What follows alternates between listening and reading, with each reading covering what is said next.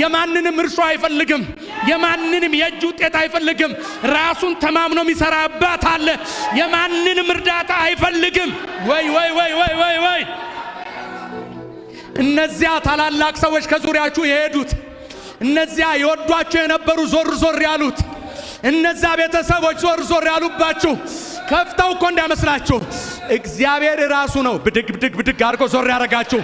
ምክንያቱም ብቻን ስለሚፈልግ ብቻን ሊሰራ ስለሆነ ኢየሱስ እንዲህ አለ፣ እኔ ልለይ ነው የመጣሁት አለ። ለተደበላለቀ አልሰራም አለ። የተደባለቀ ሕዝብ አልፈልግም አለ። ሕዝቤን እለይና ራሴ እሰራዋለሁ አለ። ኧረ ጌታዬ ምንድነው የምትለው ስትለው እንዲህ ይላል፣ እኔ ነኝ።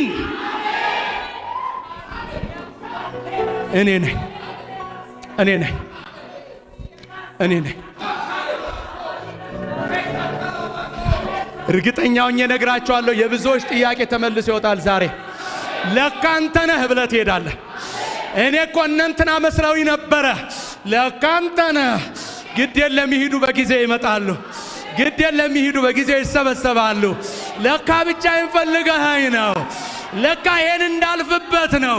ለካ ልትሰራኝ ነው። ለካ አቧራዬን ብቻዬን ልታራግፈው ነው። ለምን መሰለህ? የነዛ ሰዎች አስተዋጽኦ ቢኖርበት የሆነ ቀን አደባባዩን ስትይዘው እንዲህ ይላል፣ እኔ እኮ ነኝ ያኔ። ይገርማል። ሸሚዝ አልነበረውም፣ እኔ ነኝ ሸሚዝ የገዛውለት። ይገርማል። ጫማ አልነበረውም ቅያሬ፣ እኔ ነኝ አንድ ቀን እጁን ይዤ ፒያሳ እጄ ገዛውለት።